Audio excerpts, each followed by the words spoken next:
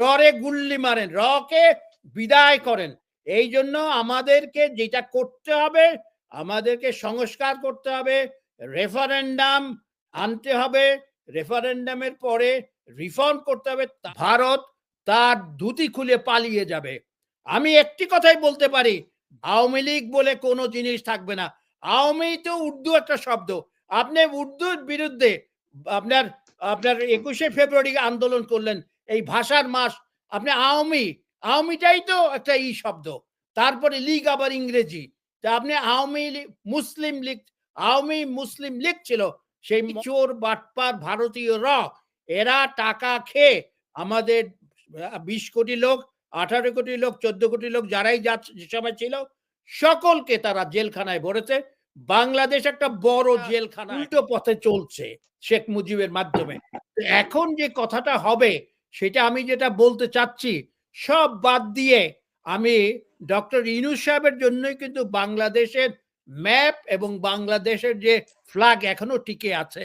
কারণ ডক্টর ইউনূস যেদিন চলে যাবে সেদিন ভারত কিন্তু ভিতরে ঢুকে পড়বে।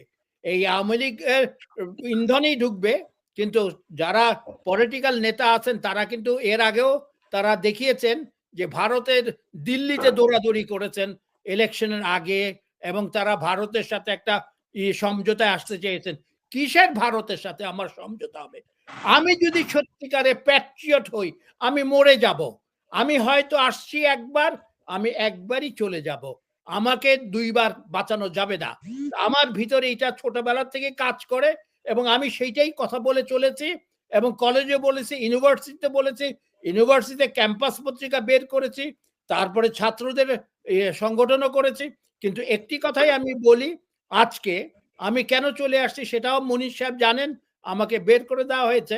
আমাকে বলা হয়েছে যে আমাকে দেশে নাকি থাকলে ওই 9/11 এর সময় আমি বাংলাদেশকে মডারেট মুসলিম কান্ট্রি হোটেল শেরাটনে এই কথাটা আমেরিকান গভর্নমেন্ট বলেছিল, আমেরিকান অ্যাম্বাসেডর এরা সবাই বলেছিল।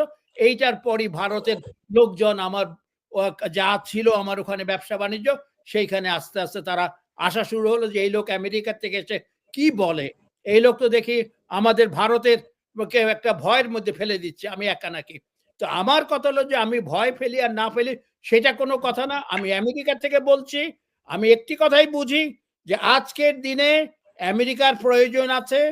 আজকের দিনে আমাদের অন্যান্য ওয়াইসিএ, অর্গানাইজেশন অফ ইসলামিক সেক্রেটারিয়েট, তাদের সমস্ত মুসলিম কান্ট্রির আনতে হবে বাংলাদেশে, মিটিং করতে হবে এবং সমস্ত কিছুকে অর্গানাইজ করে যদি আমরা করতে পারি, ভারত তার ধুতি খুলে পালিয়ে যাবে।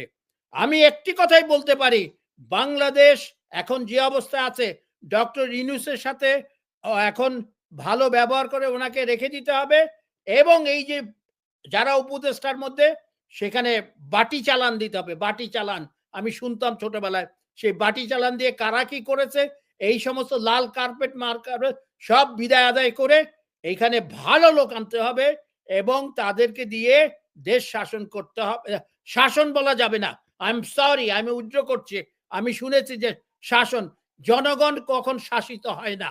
জনগণের সরকার যখন বসবে, সরকার শাসন করতে পারে না, জনগণই সরকারকে নির্দেশ দিবে যে এটা হবে এটা হবে না।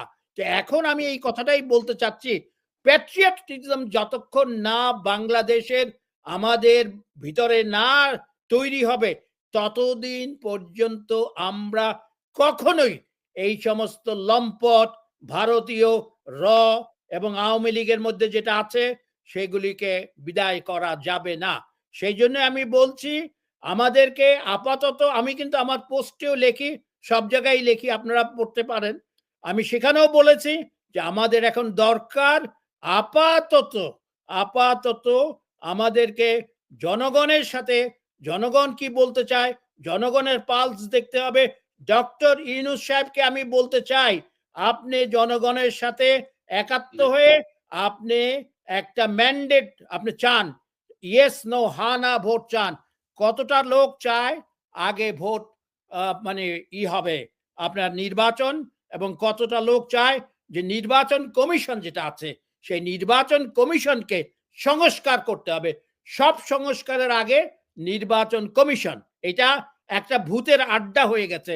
ওইখানে যতগুলো নির্বাচনী কমিশনের চেয়ারম্যান আসছে সব চোর বাটপার, এরা এসছে। এই চোর বাটপার ভারতীয়রা, এরা টাকা খেয়ে আমাদের 20 কোটি লোক, 18 কোটি লোক, 14 কোটি লোক যারাই যে সময় ছিল সকলকে তারা জেলখানায় ভরেছে। বাংলাদেশ একটা বড় জেলখানা এখন। বাংলাদেশ একটা বড় জেলখানা। আমরা হাঁটতে পারি, আমরা করতে পারি, কিন্তু আমাদের বলার কিছু নাই, আমাদের করার কিছু নাই। আমরা বুঝতে পারি কিন্তু মুখে আমরা বলতে পারি না। সেই জন্য আমি বলতে চাচ্ছি, আপনারা নির্বাচন কমিশনকে সংস্কার করেন, তার সাথে সংস্কার করার পর ভোটার লিস্টটা করেন, ভোটার লিস্ট হালনাগাদ করেন, হালনাগাদ ভোটার লিস্ট করেন, হালনাগাদ ভোটার লিস্ট করে রেফারেন্ডামে যান, রেফারেন্ডামে কথা বলেন, হা না ভোট, যেটা জিয়াউর রহমান, যেটা জিয়াউর রহমান সাহেব করেছিলেন।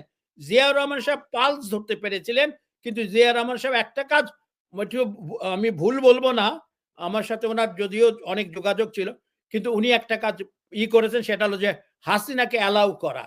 এটা তো ভারতীয় র, সেই মালিক উকিল আর সাজেদা চৌধুরী এরা যায় ওনাকে একটা চিঠি দিয়েছিল তার পরিপ্রেক্ষিতে।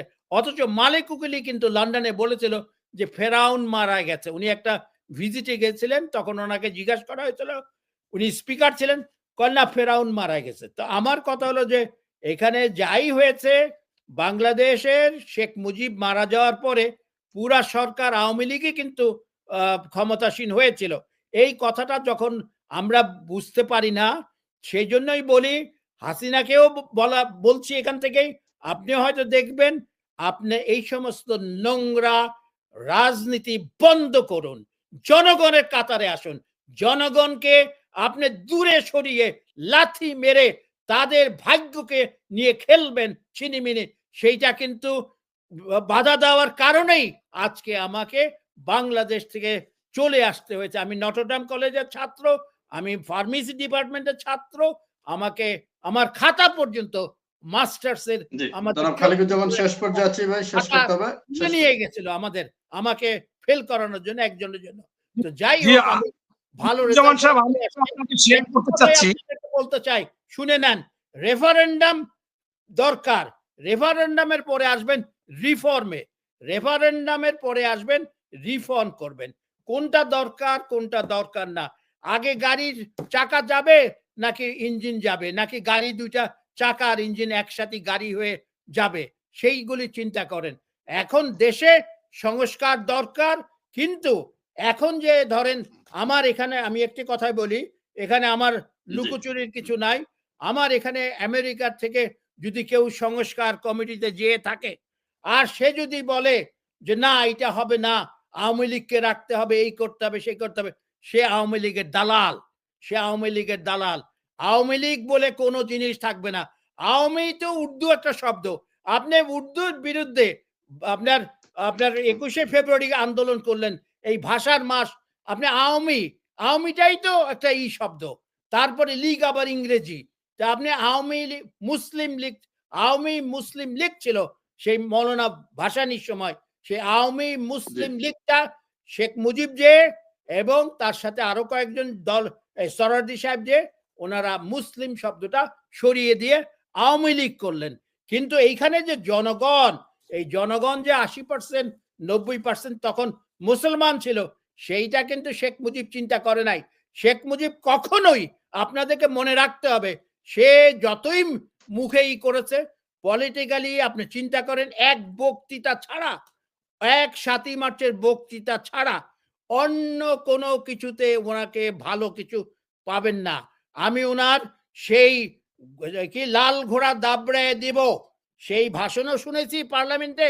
আমি অবজারভার, আমি একজন দর্শক হিসাবে যেতাম, মানে এমপি সাহেবদের আমন্ত্রণ পত্র কার্ড নিয়ে। তো এখন একটি কথাই বলি, কোথায় সেই সিরাত শিকদার, উনি কিভাবে ইট থেকে চেয়ার, মানে ওনার বেঞ্চ থেকে উঠে দাঁড়ায় গেলেন, মানে পাশে আপনার সৈয়দ নজরুল ইসলাম সাহেব, আর এদিকে আপনার আরেকদিকে তাজউদ্দিন সাহেব। আমি শেষ করতে হবে। এখন আমার কথা হচ্ছে, শুনেন, বুঝতে চেষ্টা করেন, সবার আগে করতে হবে, সবার আগে করতে হবে নির্বাচন কমিশনকে আপনি সংস্কার করেন, সব বাদ দেন। নির্বাচন কমিশনকে পুরা ভিতরে ঢুকে ওখানে যারা যারা কাজ করেন সবগুলি এজেন্ট। ভারত থেকে ভারতের নির্বাচন কমিশনের লোক সে আসছে আপনার আউয়াল আউয়াল এই যে ইয়ে ছিল আমাদের আপনার কি বাংলাদেশের যে নির্বাচন কমিশনার তার সাথে বসে তার সাথে বসে মিটিং করে গেছে ভারতেরই। আর রত আছেই, রত সারাক্ষণে বাংলাদেশে বসা। এই রে গুল্লি মারেন, কে বিদায় করেন।